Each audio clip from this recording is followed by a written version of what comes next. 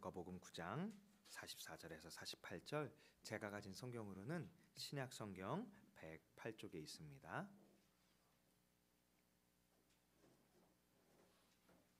제가 먼저 44절 읽어 올리겠습니다.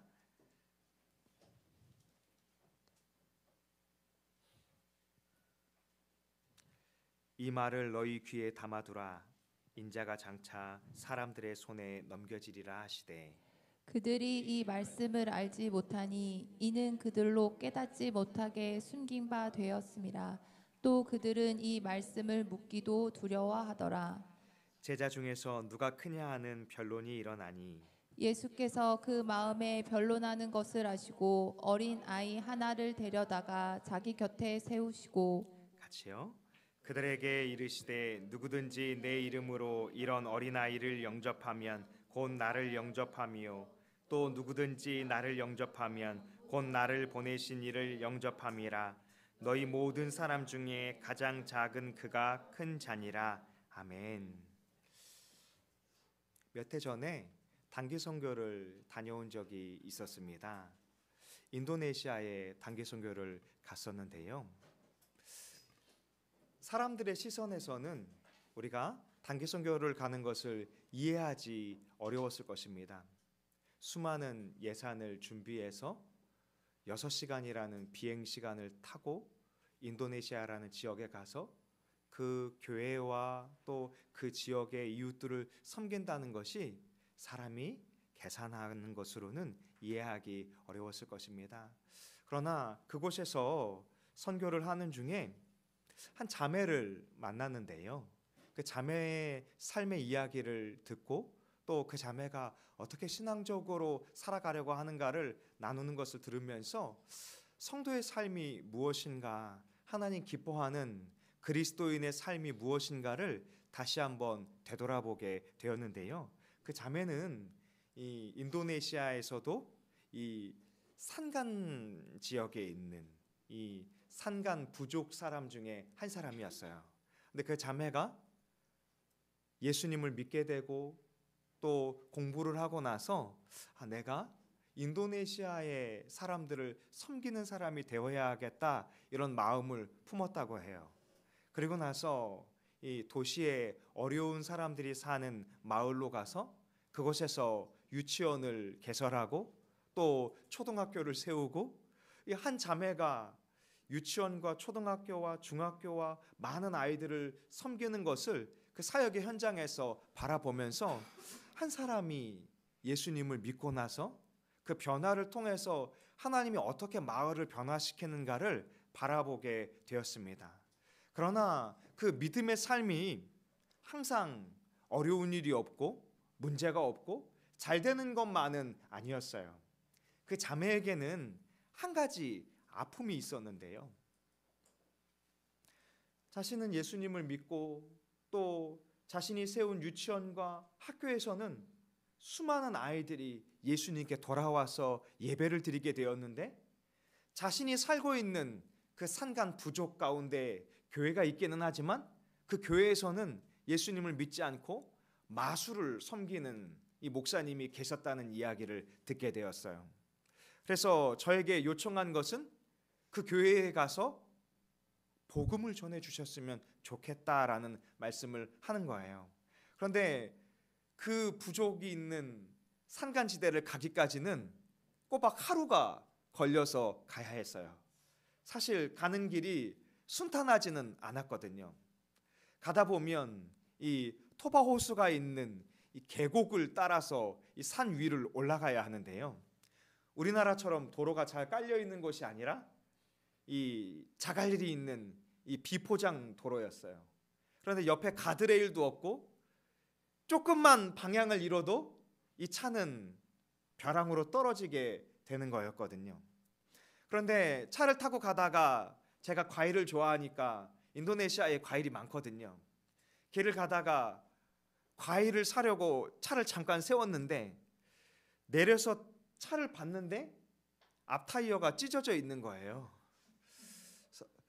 저는 산간지대로 가는 그 선교의 사명을 그만 멈추고 우리가 타이어를 바꾸든지 다시 선교센터로 돌아가야 한다라고 생각했는데 김 선교사님께서 저에게 이렇게 말씀하시더라고요. 목사님, 하나님이 지켜주십니다. 믿으시죠? 그런데 아멘이라고 공감할 수가 없는 거예요. 하나님이 지켜주시긴 하지만 터진 타이어를 붙들어 주지는 않을 것 같은 거죠.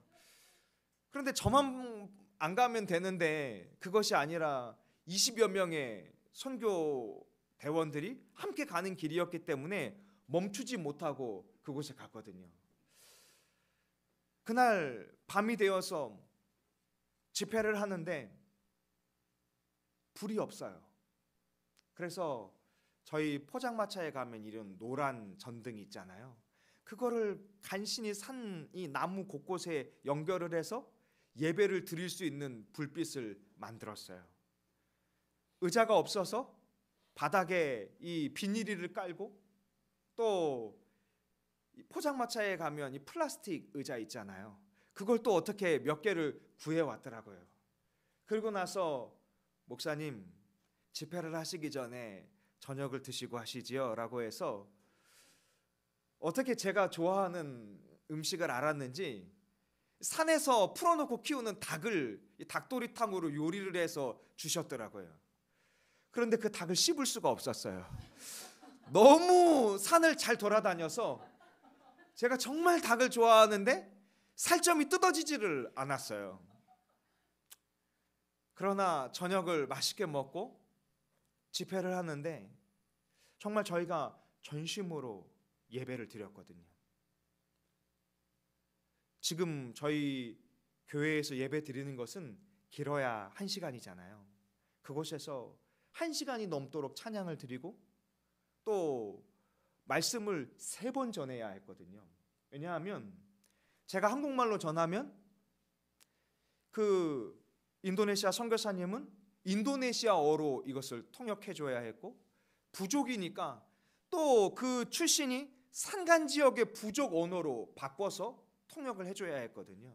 그러니 3번에 걸쳐서 말씀을 전하다 보니까 굉장히 긴 시간을 말씀을 전해야 했어요. 그리고 끝나고 이제 집에 가면 되겠구나 했는데 50여 분의 성도님들이 기도를 받으시기 위해서 일렬로 서서 집을 가지 않고 기다리고 있는 거예요. 한 분 한 분 기도 제목을 묻고 자신들의 상황을 묻고 나서 기도를 해주는데 참 주님이 이 시골 가운데 있는 아직 예수 그리스도를 모르고 마술에 빠져 있는 이 교회를 향해서도 복음을 전하기를 원하시는구나. 이곳에서도 한 영혼을 구원하기를 원하시는구나. 그런 마음이 제 마음 가운데 들어오면서 수많은 시간이 지났지만 그 선교지에서 주님이 함께 하셨던 그 뜨거웠던 순간을 잊지 못하게 되었던 것 같습니다. 오늘 이 말씀의 제목처럼 제자들에게 주님은 물으세요. 진정 큰 자의 삶은 무엇인가? 하나님 보시기에 기뻐하는 자의 삶은 어떤 삶을 살아야 하는가를 물으세요.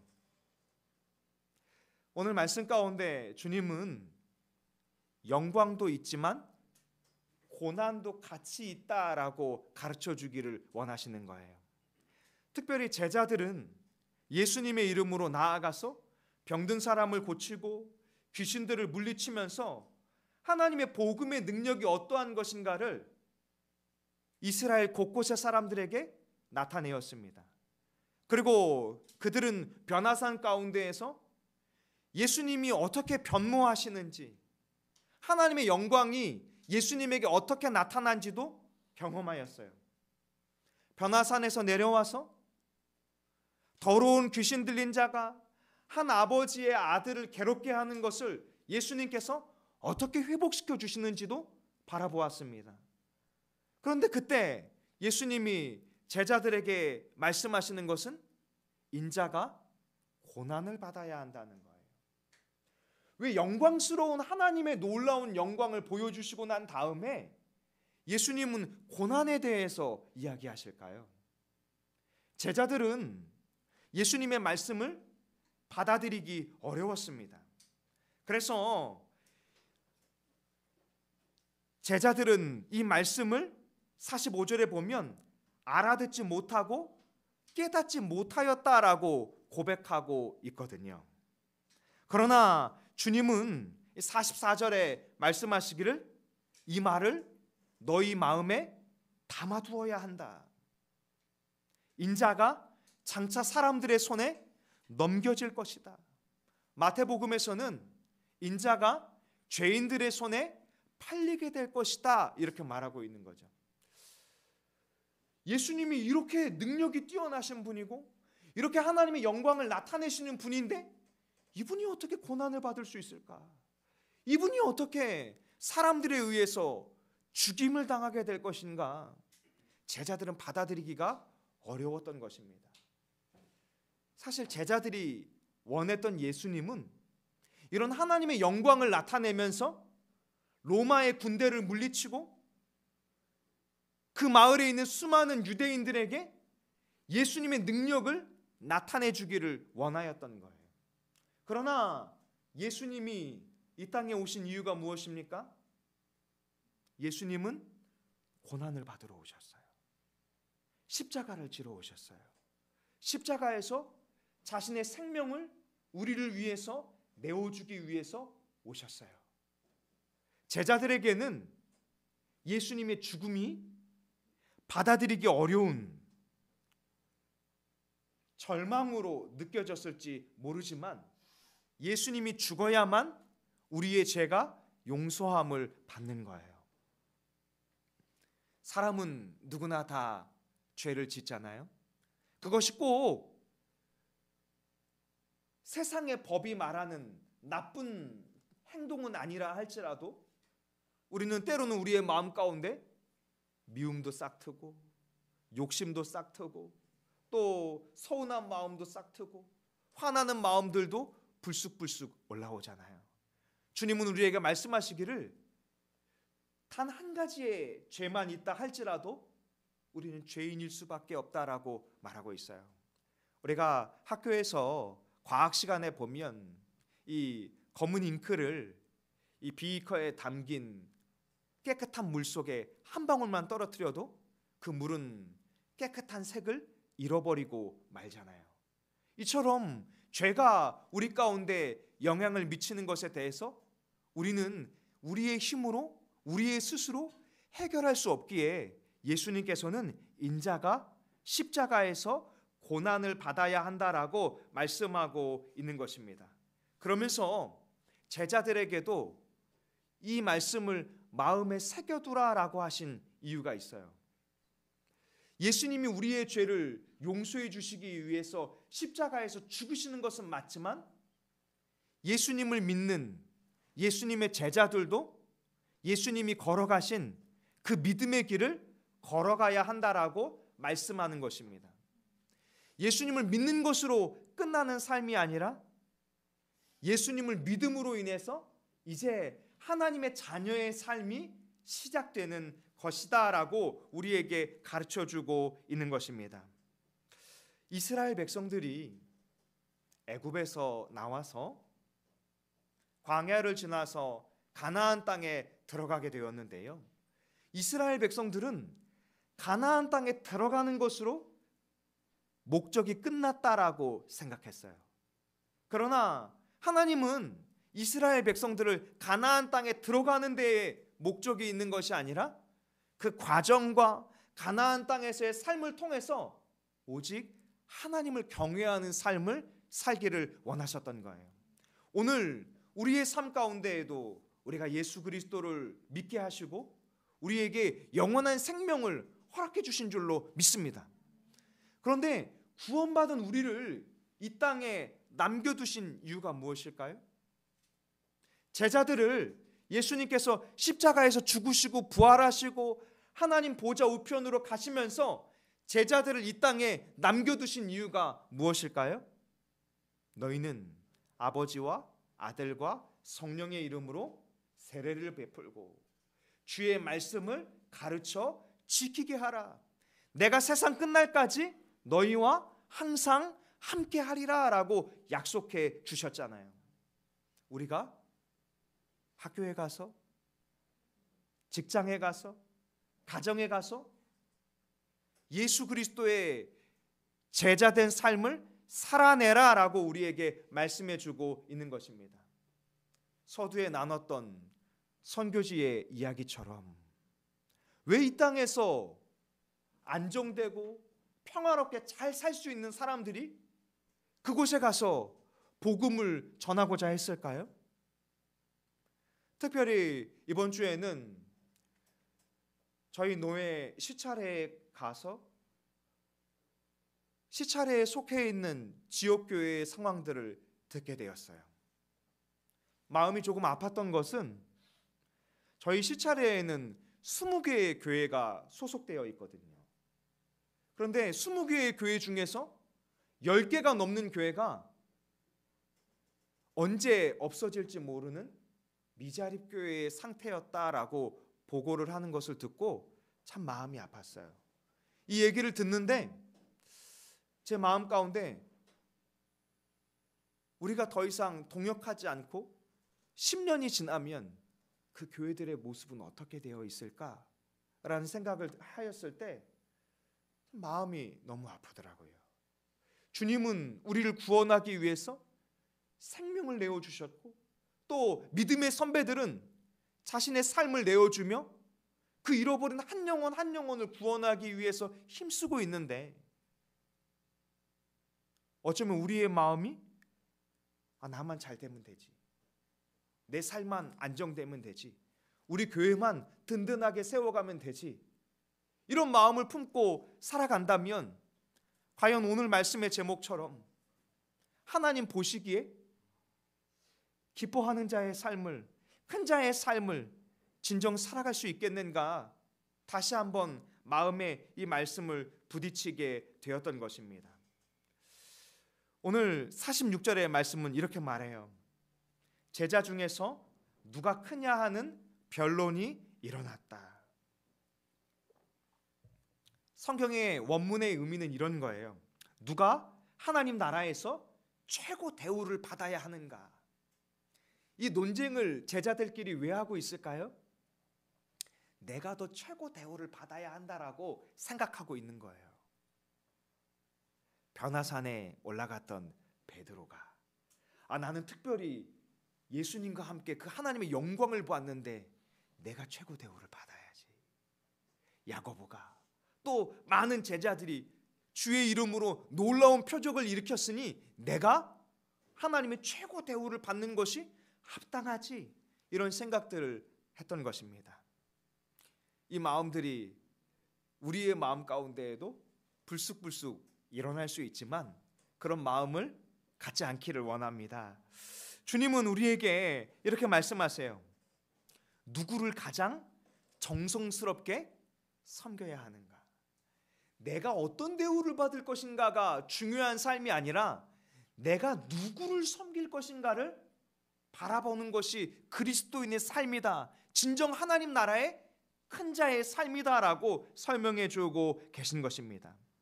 고대 유대 사회에서 어린아이는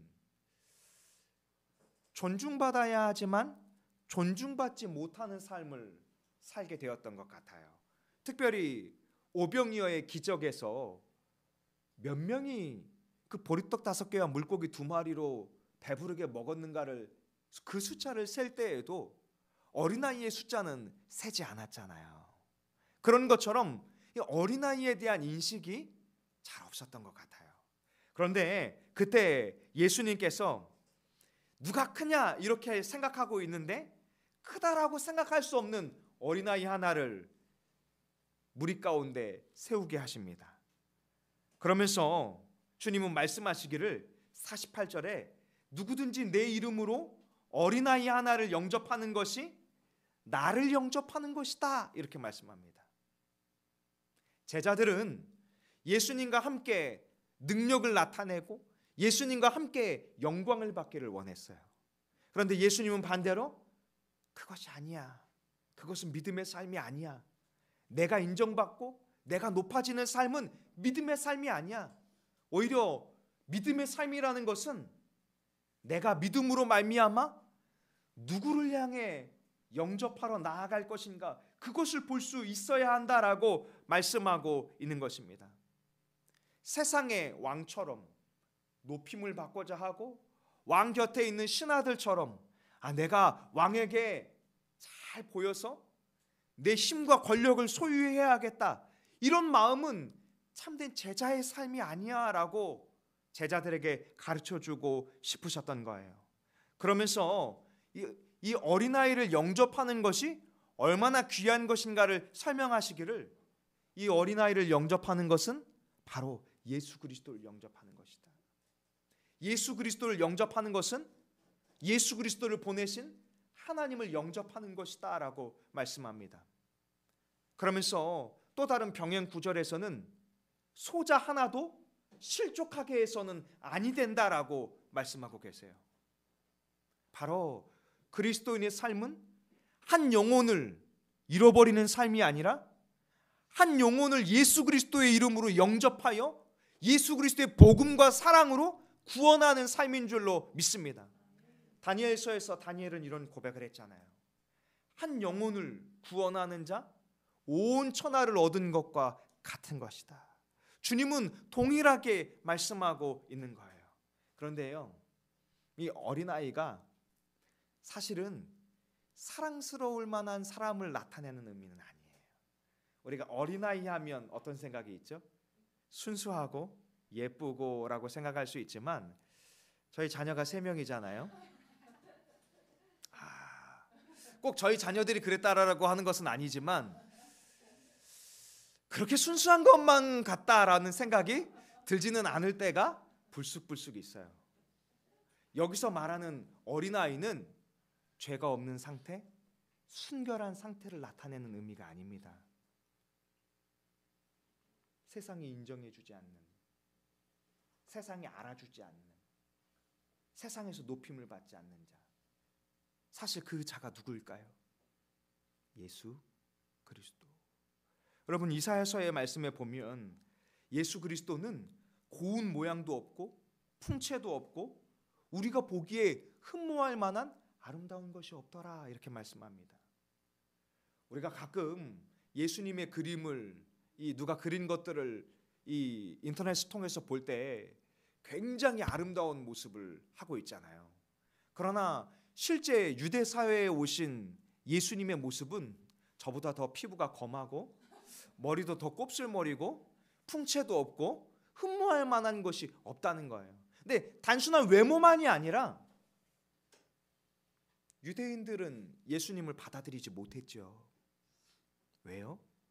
예수님은 그들이 인정하는 모습으로 오시지 않았거든요. 구유에 낮고 낮은 이 땅에 어린아이의 모습으로 오셔서 또 그들이 높이지 않는, 당신이 하나님의 아들이라면 그 증거를 나타내보라, 능력을 베풀어보라, 유대인들은 그것을 원했지만 예수님은 그들에게 말하기를 인자가 요나의 표적밖에는 보일 것이 없느니라. 십자가의 죽음뿐이다. 이 십자가의 죽음을 위해서 왔느니라. 왜 죽으시려고 했죠? 우리를 구원하시기 위해서, 생명을 내어주시기 위해 왔다라고 말씀하고 있는 거예요. 그것이 바로 오늘 말씀이 인자가 고난을 받으려고 왔다, 인자가 죄인들에게 팔리기 위해서 왔다라고 말씀하고 있는 것입니다. 그러면서 바로 나를 영접하는 것은 어린아이를 영접하는 것이다. 나를 영접하는 것은 지극히 작은 자 하나, 소자를 예수님의 이름으로 섬기는 것이다. 지극히 작은 교회를 섬기는 것이다. 저 잃어버린 영혼들을 품기 위해 있는 그 선교지를 향하여 섬기는 것이다 라고 말씀하고 있는 것입니다.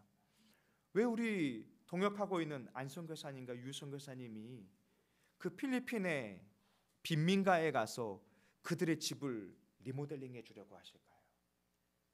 예배드릴 예배당도 없는 그 교회가 왜 그 잃어버린 영혼들의 가정을 회복시키기를 힘쓸까요? 어린아이와 같은 그 잃어버린 한 영혼을 영접하는 것이 예수 그리스도를 영접하는 부르심이라 믿고 살아가는 줄로 믿습니다. 바로 그 삶을 사도 바울은 고린도 교회를 향해서 그리스도인의 삶은 이런 것이다라고 고린도후서 6장 9절 10절은 이렇게 말하고 있는데요. 무명한 자 같으나 유명한 자요. 그리스도인의 삶은 이 땅에서 무명한 삶이라는 거예요. 사람들이 알아주지 않는 삶, 인정해주지 않는 삶. 여러분, 왜 여러분들이 예수님을 믿는 그 믿음과 섬김의 마음으로 지체들에게 차를 대접하고 식사를 대접하고 또 직장에 가서 내가 더 직급이 높은데 내가 더 상사인데 왜 그 후배 동료들을 섬기려고 하고 나만 공부 잘하면 될 것 같은데 내가 배운 것을 친구들과 나누려고 하고 왜 그런 마음을 품고 살아가려고 할까요? 내가 가진 것을 왜 이웃을 향해서 또 내가 잘 알지 못하고 내가 이들을 대접한다 할지라도 그것이 나에게 되갚아오지 않는 것을 잘 알면서도 그렇게 주님의 마음으로 살아가려고 할까요? 그것이 우리를 부르신 예수 그리스도의 삶인 줄로 믿습니다. 그러나 감사한 것은 우리는 이 땅에선 무명한 삶이지만 하나님 보시기엔 유명한 자가 될 것입니다. 인정받으려고 한 것은 아니지만 하나님이 성도의 삶을 값지게 여기시는 것을 나타내고 있는 거예요. 우리는 이 땅에서 죽은 자 같지만 바울은 고백하기를 보라 우리가 살아있다. 징계를 받은 자 같으나 보라 죽음을 당하지 아니하였다라고 선포하고 있습니다. 근심하는 자 같으나 보라 우리는 항상 기뻐한다 이렇게 선포하고 있어요. 여러분, 초대교회의 성도의 삶은 오늘 고린도 교회를 향한 서신과 같이 매를 맞기도 하고 고난을 당하기도 하고 또 때로는 사람들에게 생명의 위협을 받아서 카타콤이라고 하는 이 지하 무덤 속에 들어가서 가정을 이루며 살아가야 하는 때도 있었잖아요. 그럼에도 불구하고 왜 예수 그리스도를 전하기를 원할까요? 왜 예수 그리스도를 믿음으로 살아가기를 원할까요? 왜요? 우리의 근심은 10절의 말씀처럼 기쁨으로 바뀌게 될 것이기 때문입니다. 십자가의 고난은 하나님의 영광으로 변모될 것이기 때문입니다. 그래서 바울이 로마 교회를 향해서도 말하기를 우리가 잠깐 고난을 받지 않을 수 없으나 이 고난은 장차 우리가 받을 영광과 감히 비교할 수 없도다 이렇게 말씀하고 있잖아요. 어떤 대가를 받기 위한 영광이 아니라 성도의 삶은 이 땅에서 주를 위해서 주님이 걸으신 십자가의 길처럼 멸시와 업신여김과 무명한 삶일지 모르지만 그 성도가 받을 하나님의 영광, 하나님의 나라, 하나님의 은혜는 이 땅의 것과 비교할 수 없는 줄로 믿습니다. 그런데 이 삶을 살아가는 것이 우리의 본성과는 반대되는 길이에요. 여러분, 인정받고 싶습니까? 아니면 대접하고 싶습니까? 네, 다 섬기려고 하는 여러분들의 마음은 알지만 그 본연의 인간의 마음은 존중받고 싶고 인정받고 싶고 내가 하나를 섬기면 또 하나의 섬김을 받고 싶고 그것이 인간 본연의 삶이잖아요. 그런데 주님은 그것이 아니라 너에게 대갚아 줄 수 없는 어린아이를 섬기라는 거예요. 고아와 과부와 나그네를 섬기라는 거죠.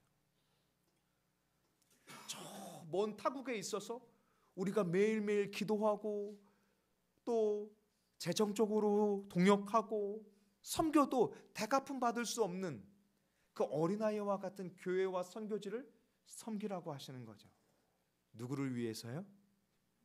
우리를 구원하신 예수 그리스도를 영접하는 마음으로 예수 그리스도를 위해서 그렇게 살아가는 것이 하나님 보시기에 큰 자의 삶이다라고 우리에게 말씀하고 있는 것입니다.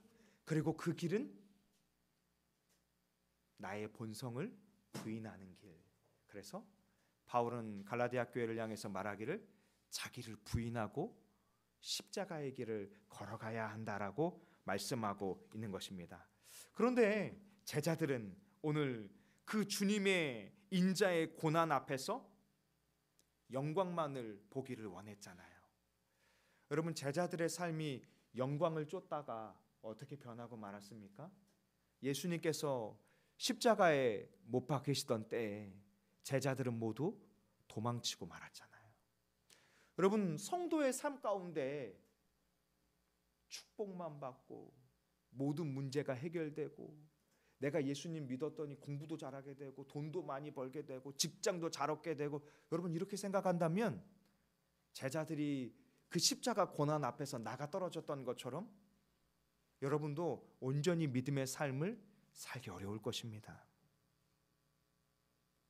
십자가의 길은 결코 아름다운 길이 아니에요.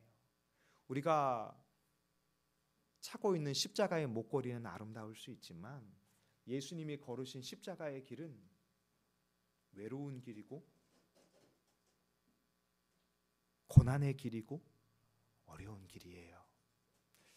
믿음의 식구들이 한 영혼을 품고 기도한다는 것은 쉬운 길이 아니에요.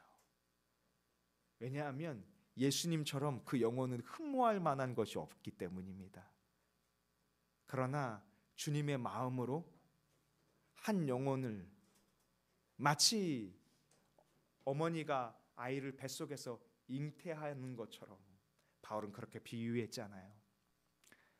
한 아이를 품어 잉태해서 장성한 자가 되기까지 이 수십 년의 시간 동안 얼마나 고달픈 삶을 살겠어요. 바로 그것이 바울이 고백했던 한 영혼을 품는 삶입니다. 또 우리의 삶은 어떻죠? 세상이 보기에 화려하고 또 세상이 인정해주는 삶이 결코 아님을 우리는 매일매일 느낄 수밖에 없잖아요. 그러나 사랑하는 다산동행교회 믿음의 식구들이요, 이 땅의 고난에만 시선이 멈춰져서도 안 되고 영광에만 시선이 멈춰져서도 안 돼요. 그래서 주님은 말씀하기를 이 땅에서는 나그네로 살지만 우리의 본향인 하나님 나라의 영광을 같이 바라봐야 한다라고 말씀합니다. 그러면서 우리에게 얘기해 주시기를 하나님 나라의 원리로 살아가라 이렇게 말씀합니다. 하나님 나라의 원리로 살아가는 것은 믿음의 눈을 떠서 세상의 가치대로 살아가는 것이 아니라 하나님의 가치로 살아가는 것입니다. 하나님이 기뻐하는 삶을 기꺼이 살아가기를 결단하고 나아가는 것입니다. 그를 영접하는 것이 나에게 유익이 없어 보일지라도 예수님을 위해 예수님을 품듯 받아들이는 것입니다. 그리고 주님은 바로 그런 자의 삶을 말씀하기를 이 작은 자가 바로 제일 큰 자이다라고 말씀해요. 왜요? 여러분, 예수님을 믿는 삶은 값진 삶이에요. 예수님을 우리가 마음에 받아들이면 온 우주 만물의 창조주이신 가장 크신 여호와 하나님의 영이 성령께서 우리 안에 함께하고 계시는 줄로 믿습니다. 하나님을 모시고 사는 자, 하나님이 주인 된 자, 그가 바로 천국에서 가장 큰 자인 줄로 믿습니다. 그러면서 주님은 우리를 향해서 마지막으로 경고의 안타까운 메시지를 보내주세요. 이후에 볼 10장의 말씀에는 이 땅에 우리를 내어 보내는 것이 어린 양을 이리 가운데로 보낸 것처럼 어려운 삶이다라고 말씀합니다. 여러분들이 하나님 볼 때에는 어린 양이에요. 그런데 그 어린 양이 이리 때에 보내진다면 어떻겠어요? 참으로 두렵고 근심과 고달픔과 이런 아까 고린도 교회를 향한 서신의 마음이 우리를 흔들어 놓으려고 하겠지요. 그러나 두려워할 것이 없는 이유가 무엇입니까? 우리 안에 그 어떤 것보다도 비교할 수 없는 가장 크신 여호와 하나님의 영이 함께하고 있는 줄로 믿습니다. 그리고 우리를 사랑하시는 선한 목자는 우리를 결코 고아처럼 버려두는 분이 아니라 우리를 하나님 나라에 갈 때까지 반드시 인도해 주실 줄로 믿습니다. 기도하겠습니다.